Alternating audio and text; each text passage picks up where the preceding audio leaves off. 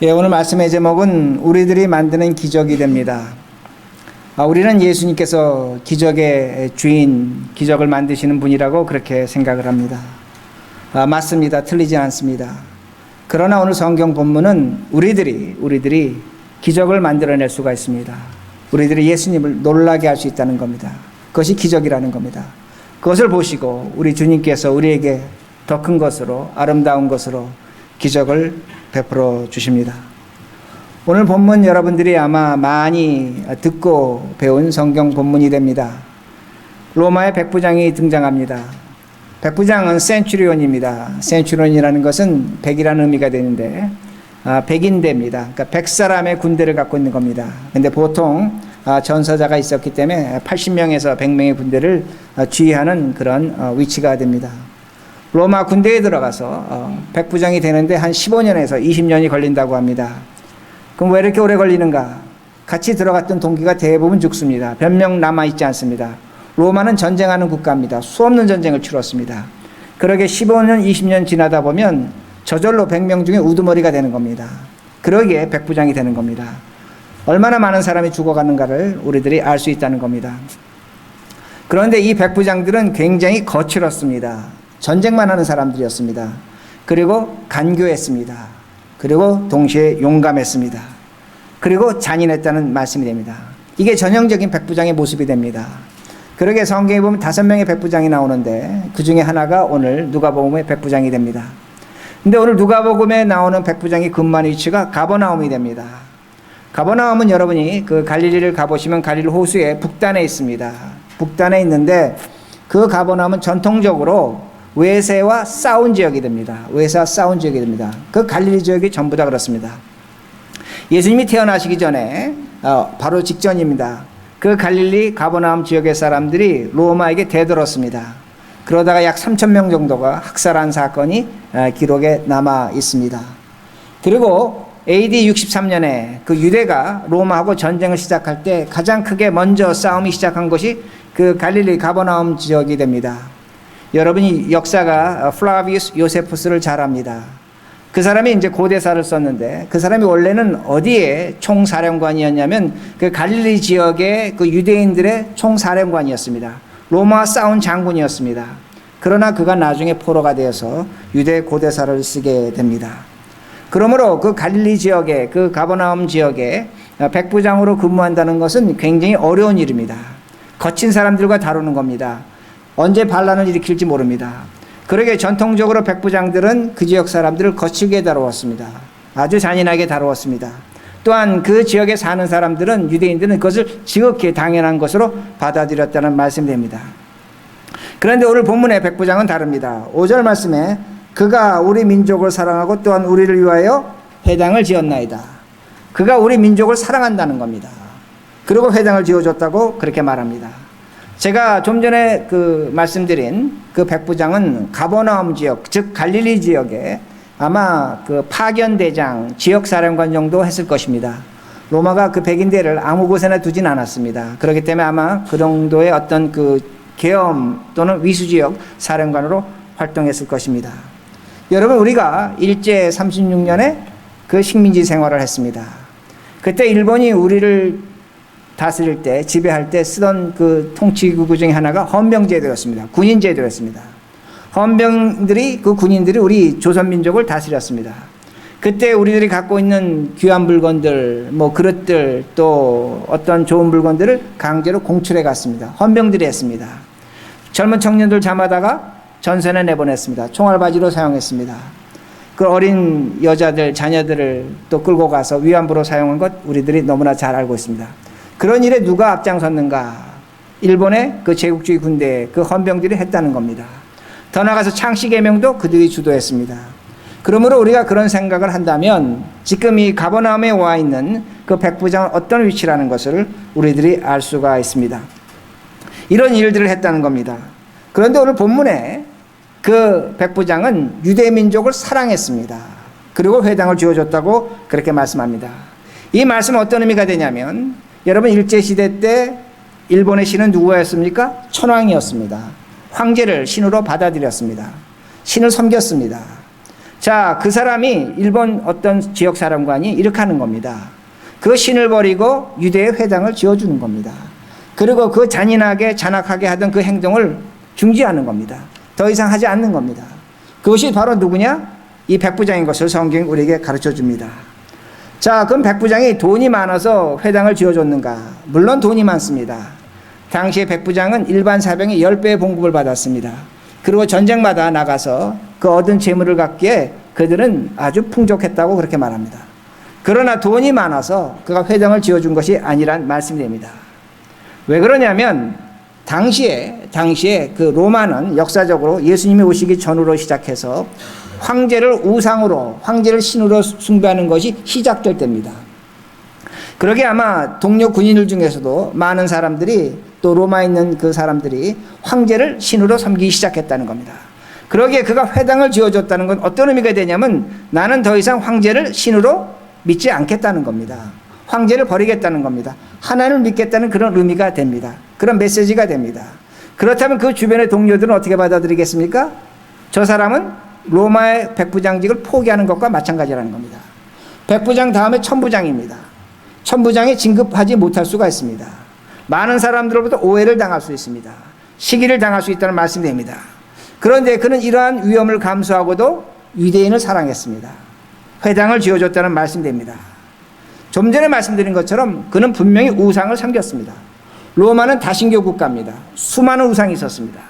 그 중에 하나가 황제였는데 그는 우상을 섬기면서 어떻게 생각하냐면 내가 수십 년 동안 군대 생활하면서 나를 지켜주고 내 생명을 보여준 것은 우상이라고 그는 분명히 생각했을 겁니다. 내 가족을 또한 오늘의 나에게 이렇게 그 부를 지어준 것도 우상이라고 생각했을 것입니다. 더 나아가서 내가 죽지 않고 백부장이 된 것도 우상의 힘으로 그렇게 됐다고 분명히 생각했습니다. 그러나 중요한 것이 있습니다. 우상을 섬기면 반드시 그에게 찾아오는 것, 모든 사람에게 찾아오는 것이 허무함입니다. 허망함입니다. 제가 좀 전에 그 일제 36년을 말씀드렸습니다. 신이 누구였습니까? 일본의 천황이었습니다. 일본이 전쟁하면서 나중에 사용한 것이 두 가지가 있었습니다. 하나는 반자이하고 하나는 가미가제입니다. 반자이라는 건 다른 것 아닙니다. 총알이 쏟아지는데 그저 만세 부르며 천황폐하 만세 부르며 뛰어드는 겁니다.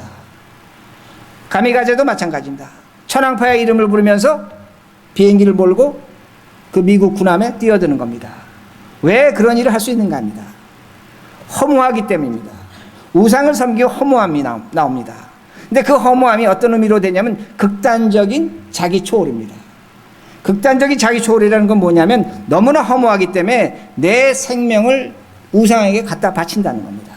갖다 바칠 때 그때는 모릅니다. 허무하기 때문에 갖다 바치는 겁니다. 내 생명의 가치를 느끼지 못하고 더 이상 거기서 아무런 의미를 찾지 못할 때 우상에게 내 생명을 헛되이 갖다 바치는 겁니다. 이게 우상숭배의 결과라는 그 말씀이 됩니다. 극단적인 자기 초월주의입니다. 이게 허무주의라는 겁니다. 제가 다시 이렇게 설명합니다. 여러분, 우리 얼굴 보시면 눈이 있습니다. 코가 있습니다. 귀가 있습니다. 입이 있습니다. 4개가 있습니다. 저는 이걸 굉장히 신비하게 생각합니다. 이 4개가 있는데 이 세상에 수십억의 인구가 있는데 나와 똑같은 사람은 그러다가 찾아오는 것이 뭡니까? 허망함이라는 겁니다. 셰익스피어가 이런 얘기를 했습니다. 영국 사람들한테 한 얘기인데 영국 사람 집에 가면 벽에 각종 문양과 장식이 있습니다. 전쟁에서 이긴 상패, 자기 받은 거 그런 걸 벽에 쫙 붙여놨습니다. 셰익스피어가 뭐라고 얘기하냐면 네 삶 속에 네 집의 벽은 그렇게 화려하다. 겉은 화려하다 그렇게 말합니다. 그러나 내 속에 있는 영혼은 불쌍하다는 겁니다.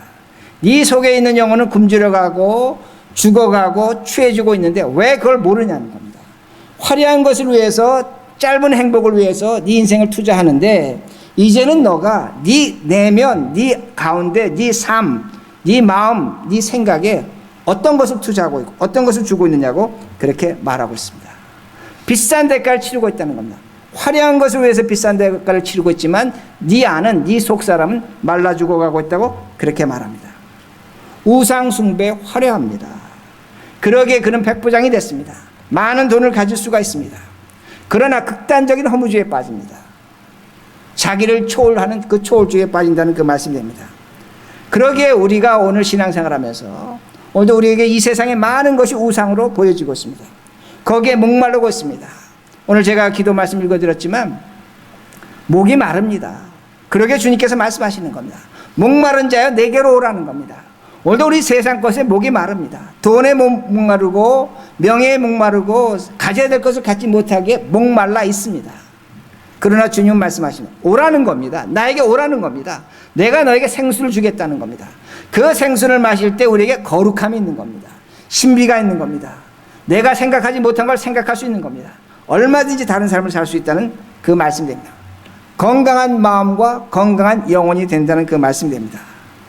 제가 이렇게 말씀드렸을 때 어떤 분은 이렇게 말씀하십니다. 그래도 나는 그렇게 목마르지 않습니다.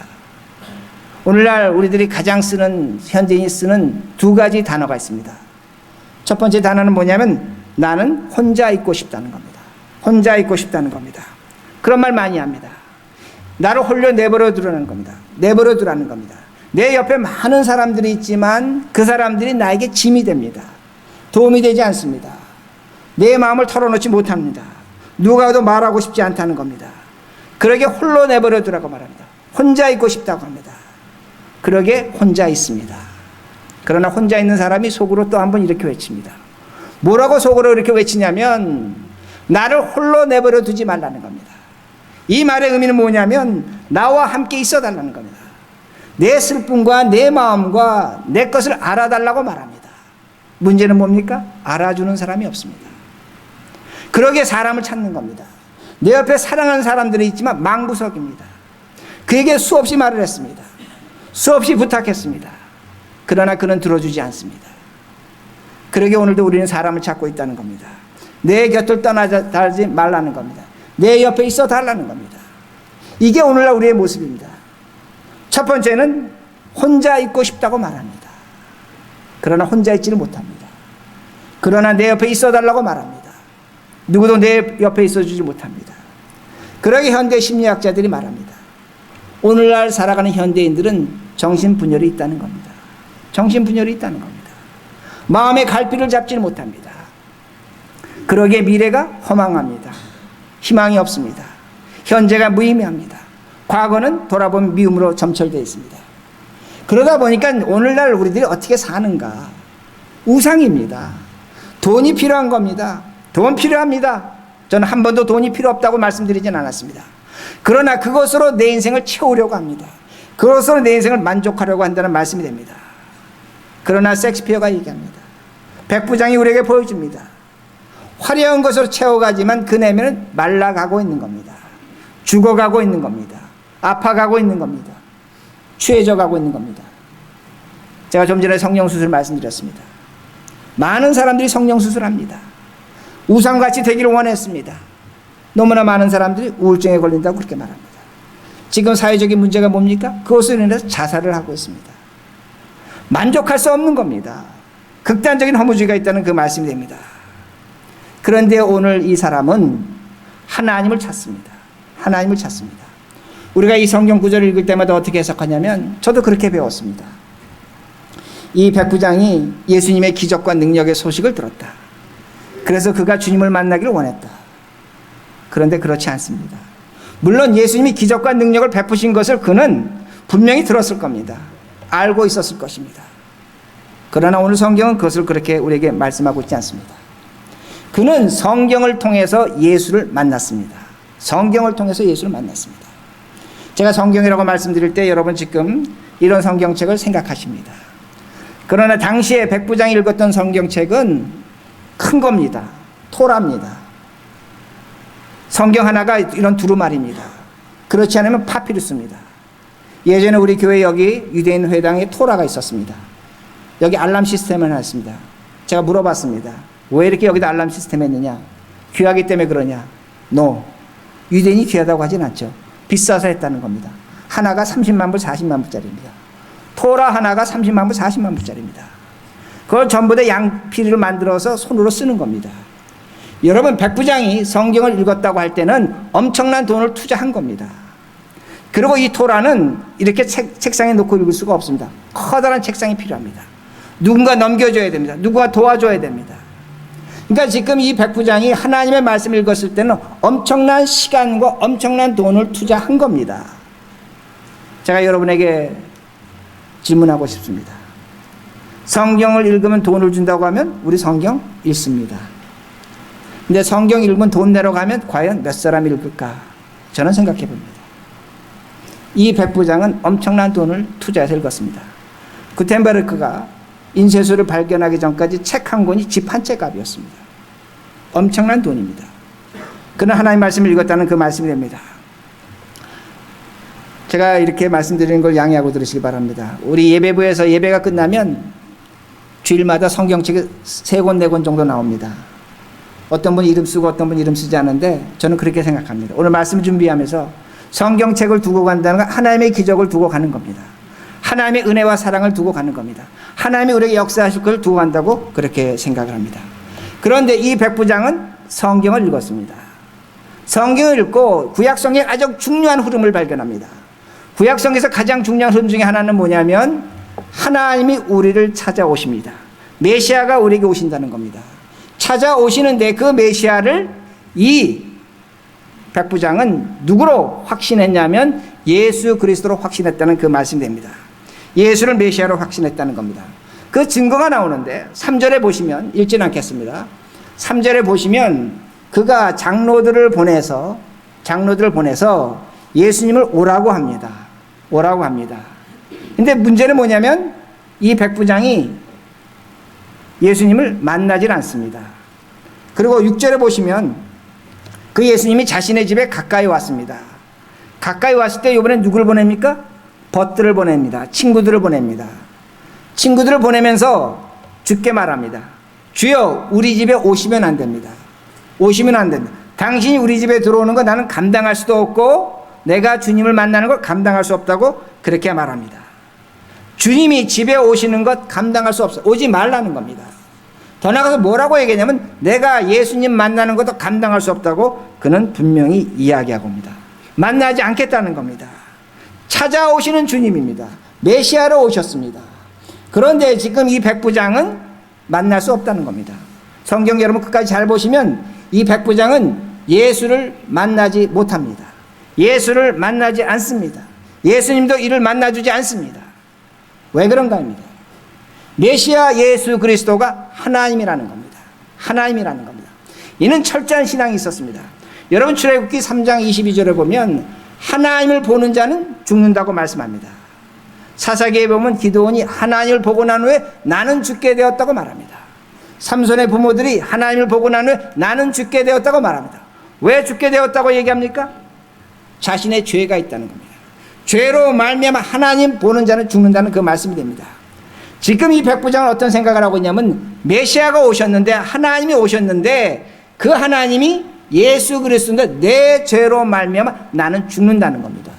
그러게 주님 만나지 못하겠다는 겁니다. 우리 집에도 오지도 말라는 겁니다. 제가 예전에 이걸 한번 설명할 때는 그 지붕이라는 단어 헬라어 갖고 설명했습니다.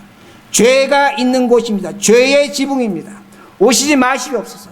나는 당신을 만날 수 없습니다. 그러기에 첫 번째 장로들을 보냈습니다. 두 번째는 친구들을 보냈다는 말씀이 됩니다.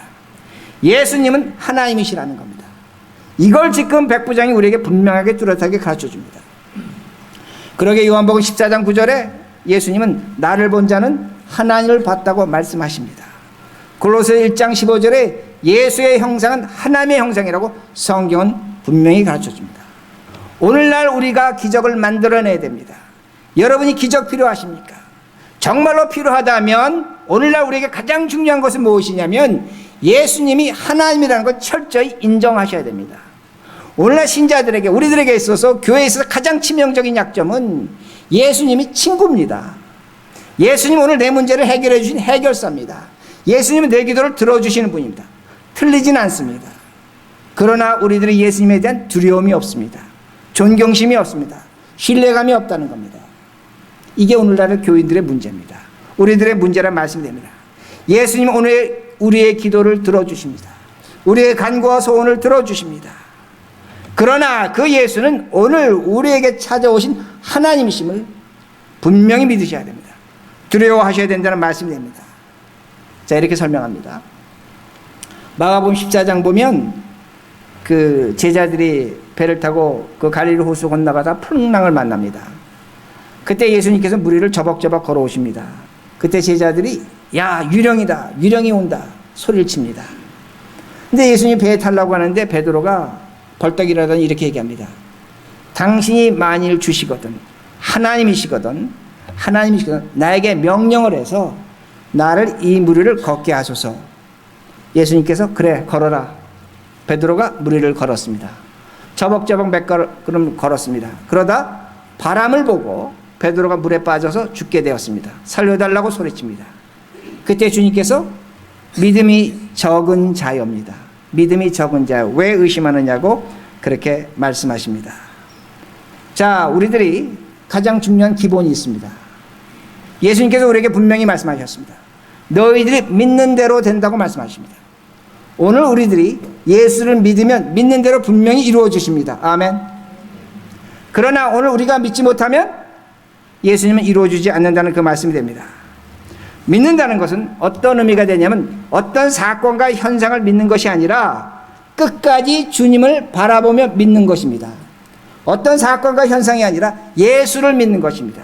예수를 믿고 끝까지 인내하고 견디겠다는 그 각오, 그것이 믿음입니다. 자, 보시기 바랍니다. 사람이 물 위를 걸을 수 있습니까? 없습니까? 물리적으로, 과학적으로. 못 걷죠. 분명히 못 걷습니다. 그건 못 걷습니다. 자, 그럼 베드로가 예수님께 주님이 하나님이시거든 나를 이 물 위를 걷게 하소서 할 때 그 베드로의 믿음이 있습니까? 없습니까? 있습니다. 분명히 있습니다. 중요한 믿음입니다. 그 믿음은 열정적인 믿음입니다. 열심히 있는 믿음입니다. 열심히 있는 믿음은 우리 신앙생활에 중요합니다. 열심히 있는 믿음은 불가능한 것을 가능하게 합니다. 없는 것을 있게 합니다. 이게 열심히 있는 믿음입니다. 그런데 열심히 있는 믿음에 한 가지 약점이 있습니다. 어떤 약점이냐, 그 열심을 끝까지 유지하고 지탱하는 각오, 그 결심, 그 예수님 바라보는 것이 있어야 된다는 것. 그때 그 열심의 믿음이 완성이 됩니다. 각오가 있어야 된다는 겁니다. 자, 베드로가 물 위를 걸을 때 뭘 바라봤습니까? 풍랑을 바라봤습니다. 예수님 바라보지 않았습니다. 그때 빠졌습니다. 마찬가지라는 겁니다. 오늘 우리들이 신앙의 열심을 반드시 가지셔야 합니다. 그러나 제가 많은 경우에 보면 열심은 있는데, 열정은 있는데 끝까지를 지켜내지 못합니다. 그 각오가 없다는 겁니다. 끝까지 주님 바라보지 못한다는 겁니다. 그럴 때 시험에 드는 것을 우리들이 볼 수가 있습니다. 그런데 이 백부장은 그렇지 않았습니다. 예수님 우리 집에 오지 마십시오. 나는 당신을 만날 수 없는 죄인입니다. 그러나 각오가 있었는데 어떤 열정이 있었냐면, 어떤 믿음이 있었냐면 주께서 거기서 말씀하시면 난다는 겁니다. 난다는 겁니다. 그러면서 말합니다. 나에게 상관이 있는데 상관이 내게 명령하면 나는 그 명령을 듣습니다. 나에게 부하가 있는데 내가 그 부하에게 명령, 그 부하도 내 말을 듣습니다. 주님이 말씀만 하시면 병이 낫습니다. 주님이 말씀만 하시면 그 말씀할 때까지 나는 기다리겠다는 겁니다. 기다리겠다는 겁니다. 그때까지 참겠다는 겁니다. 주님이 나를 찾아오시는 것도 중요하지 않고 내가 주님 찾아가는 것도 중요하지 않다는 겁니다. 무엇만 바라보고 있습니까? 예수님만 바라보고 있는, 만나는 것이 중요하지 않다는 겁니다. 주님께서 말씀하시면 된다는 겁니다. 이 말씀을 들으신 주님께서 놀라셨습니다. 놀라셨습니다. 그리고 이스라엘 중에 이런 믿음을 가진 자가 없다고 말씀합니다. 이 말씀 우리 보겠습니다. 9절입니다. 9절 같이 읽으시겠습니다. 9절을 같이 읽습니다. 시작. 예수께서 들으시고 그를 놀랍게 여겨 돌이키사 따르는 무리에게 이르시되 내가 너에게 이르노니 이스라엘 중에도 이만한 믿음을 만나지 못하느라 하시니라. 놀랍게 여겼다는 말씀이 있는데 이 말씀은 헬라어로 타오마입니다. 타오마입니다. 이 말의 의미는 기적을 보고 놀라는 겁니다. 그저 놀라는 것이 아니라 어떤 신비한 현상, 놀랄 수 없는 것, 야 어떤 일이 이렇게 생길 수 있는가, 그걸 보고 놀라는 걸 타오마이라고 합니다. 예수님이 뭘 보셨습니까? 백부장의 기적을 보신 겁니다. 백부장의 기적을 보고 놀라신 겁니다. 백부장도 기적을 행할 수 있습니다. 우리도 기적을 행할 수 있습니다. 우리가 기적을 행해서 주님을 놀라게 하실 수가 있습니다. 그 기적을 보고 놀라신 주님께서 그 다음에 뭐 하십니까? 그 병을 고쳐준 겁니다. 그 친구들과 그 장로들이 집에 돌아가니까 병이 낫다고 성경은 우리에게 분명하게 말씀하십니다. 우리 스스로 이제 결심해야 됩니다. 여러분들, 우리 모두가 하나님을 놀라게 하실 준비가 되어 있는가 합니다. 하나님께 기적을 보여줄 준비가 되어 있는가 합니다. 그건 다른 것이 아닙니다. 오늘 제가 말씀드린 것처럼 첫 번째 가장 중요한 것은 우상을 버리셔야 합니다. 내가 죄인됨을 철저하게 고백하셔야 됩니다. 우리는 죄인입니다. 두 번째, 예수님은 하나님이 되십니다. 하나님이 되십니다. 이제는 예수의 이름을 경망되게 사용하시면 안 됩니다. 그 이름 앞에서 두렵게 기도하시고 그가 하시는 일에 대해서 우리가 참고 인내하며 기다려야 된다는 그 말씀입니다. 그리고 하나님 말씀에, 성경에 시간을 투자하시기 바랍니다. 여기서 여러분의 기적이 숨어져 있는 겁니다. 여기서 하나님의 은혜와 사랑이 감춰져 있는 겁니다. 이 말씀을 가까이 하실 때 오늘 이 백부장이 얻은 그 기적이 우리의 기적이 될 수 있다는 말씀입니다. 마지막으로 열심 있는 믿음 가지시기 바랍니다. 그러나 더 중요한 것은 각오를 가지셔야 됩니다. 끝까지 주님을 바라보겠다는 그 각오입니다. 이 마음, 이 태도로 살아갈 때 우리는 기적을 만들어내고 이 기적으로 말미암아 주님이 놀라시고 우리에게 더 큰 기적으로 보답하십니다. 이 삶을 사시는 우리 모두가 되길 바랍니다.